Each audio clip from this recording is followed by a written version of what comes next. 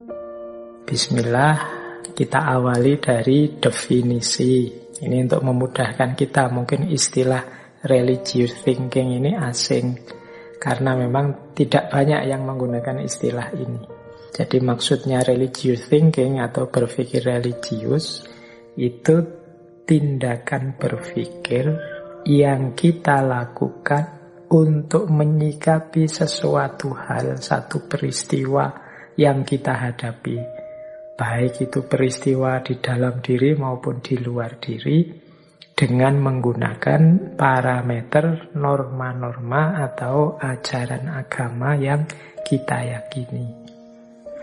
Jadi berpikir religius itu ya berpikir, cuma parameter-parameter berpikirnya itu menggunakan norma atau ajaran agama. Misalnya kita berhadapan dengan peristiwa apa, orang itu kan selalu menanggapi peristiwa-peristiwa yang dia alami.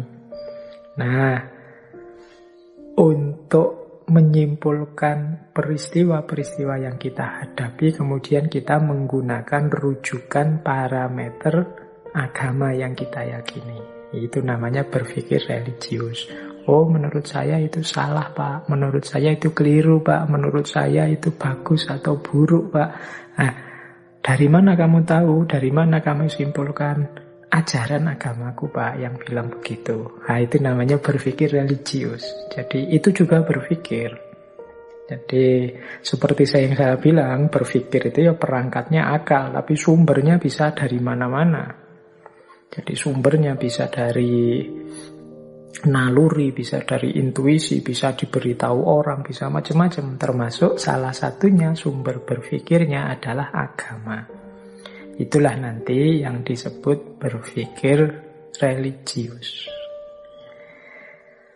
Nah, cuma ya memang berpikir ini sifatnya aktif, tidak pasif.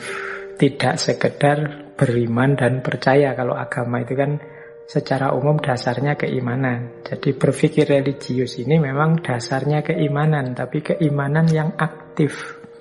Ketika kita mengoperasikan keimanan itu dalam tata hidup, tata cara kita hidup menghadapi problem kita sehari-hari. Itulah nanti yang dikenal sebagai berpikir religius, berpikir keagamaan. Jadi jangan lupa berpikir itu ya sifatnya aktif dan dia alat untuk memahami sesuatu. Hanya saja dalam berpikir religius, cara memahaminya didukung dengan norma-norma atau ajaran agama yang diyakini. Orang yang berkomitmen pada agama, mau tidak mau, pertimbangan-pertimbangan keimanannya ikut bermain dalam dia mengambil keputusan-keputusan hidupnya. Ini sebenarnya wajar. Yo, kalau kita sudah ikrar sebagai pemeluk agama, itu kan konsekuensinya sebagai manusia yang dewasa, yang bertanggung jawab, itu harusnya warna hidup kita sesuai dengan pilihan religius kita. Ini sebenarnya sederhana, wajar. Jadi bukan sesuatu yang aneh atau sesuatu yang luar biasa.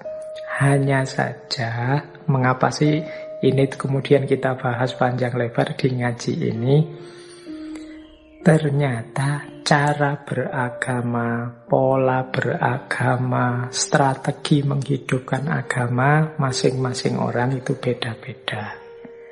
Termasuk kematangan, kedewasaan beragama juga macam-macam. Dulu pernah kita bahas satu sesi tentang kematangan beragama. Nah, malam hari ini kita banyak mengulas itu. Ya kalau sekedar memedomani ajaran agama atau berkomitmen terhadap norma-norma agama, insya Allah hampir semua kita yang beragama sudah seperti itu. Hanya saja level keberagamaan, gaya keberagamaan, kemudian strategi berpikir keagamaannya, ini yang membuat ada beragam ekspresi, ada beragam pola dalam religious thinking ini. Baik, jadi yang pertama itu ya, sederhananya dipahami saja religious thinking itu ketika orang menggunakan akal budinya untuk mengatasi problem-problem hidupnya dengan didasarkan kepada norma-norma atau ajaran agamanya. Baik, ini sederhananya itu. Kita lanjutkan lagi. Religious thinking ini menurut saya penting, termasuk keterampilan yang menurut saya harus ditanamkan juga pada anak-anak kita. Jadi keterampilan berpikir religius, berpikir berlandaskan pada keyakinan. Selama ini mungkin kesimpulan sederhana saya ya, pengajaran atau pendidikan agama itu banyak modelnya ada di 5 gaya. Ada kalanya hanya mentransfer pengetahuan. Jadi dari pengetahuan ustadznya ditransfer pada muridnya, dari pengetahuan para ulama kepada jamaahnya, transfer knowledge sebagian besar. Ada juga pendidikan agama itu yang modelnya adalah cultivate commitment. Cultivate commitment itu membuat orang tambah percaya. Sudah percaya, diyakinkan lagi, dimantapkan lagi, tambah percaya. Ini juga penting. Tapi kalau hanya ini saja, itu nanti ada banyak hal lain yang penting yang tidak tersampaikan. Kemudian yang ketiga, to train ritual competence. Biasanya pendidikan agama juga, apalagi untuk anak-anak, itu melatih melakukan ritual-ritual, latihan sholat, latihan puasa, dan lain sebagainya. Secara sosial, kadang-kadang pendidikan agama itu to sustain community. Jadi untuk melestarikan komunitas. Jadi kita mengajarkan agama pada anak-anak kita, pada murid-murid kita itu kan sesuai dengan versi pemahaman kelompok kita. Dalam agama itu kan banyak ada aliran-aliran, ada madhab-madhab. Itu biasanya masing-masing madhab ingin memperkuat identitasnya. Sehingga pendidikan agama kadang-kadang to sustain community, untuk melanggengkan kehidupan bersama sesuai dalam komunitasnya. Dan yang kelima, to stimulate experiences, untuk mendorong pengalaman. Jadi mendorong, yuk jalankan ajaran agama ini, alamilah agungnya agama, alamilah kedekatan dengan Tuhan, dan lain sebagainya. Ini kan secara umum, selama ini pendidikan agama itu kan gayanya 1 di antara 5 tadi. Bukan berarti yang 5 ini tidak penting, semuanya penting. Cuma ada satu yang menurut saya penting, yang jarang disentuh, yaitu to develop religious thinking, yaitu mengembangkan kemampuan berpikir religius.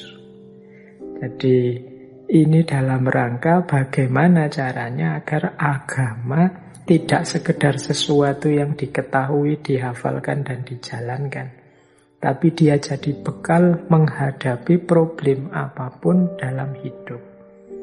Nah, ini istilahnya religious thinking. Kalau dalam disiplin ilmu agama sendiri, ada sebenarnya bidang-bidang yang mengajarkan kita untuk mengelola materi-materi agama. Kalau dalam Islam misalnya ada ilmu tafsir, ada ilmu hadis, dalam kalam ada ilmu mantik, dan lain sebagainya. Itu kan alat-alat untuk berpikir religius di bidang keilmuan agama.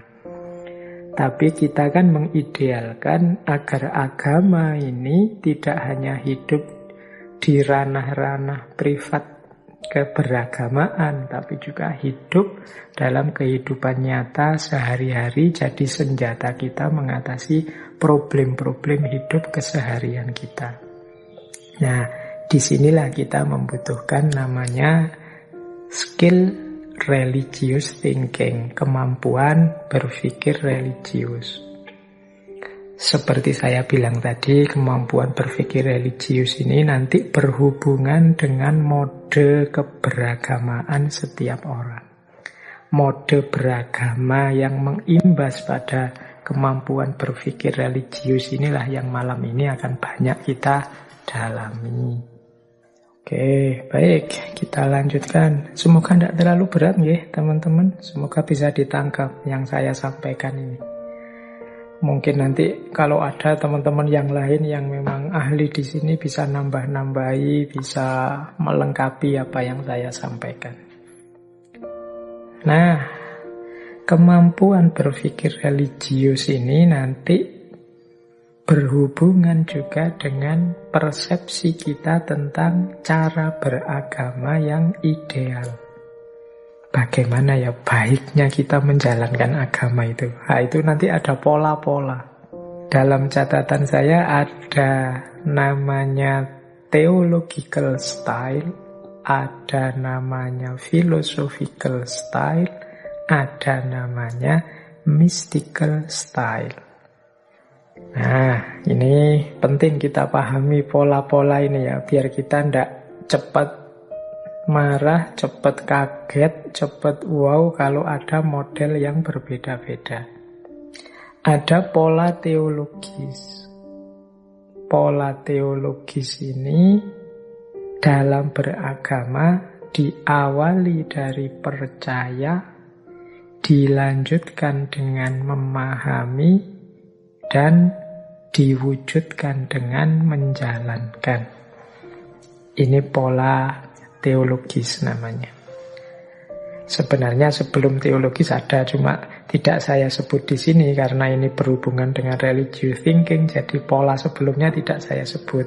Ada pola orang itu yang hanya percaya dan dijalankan dalam beragama. Pokoknya dikasih tahu ini loh yang harus dilakukan, dijalankan. Nah, itu gaya sebelumnya. Cuma di level religious thinking ini, berpikir agama itu pola paling awal itu modelnya pola teologis. Pola teologis itu orang percaya dulu, beriman dulu, meyakini dogma-dogma agama, ajaran-ajaran agama. Setelah itu dipahami.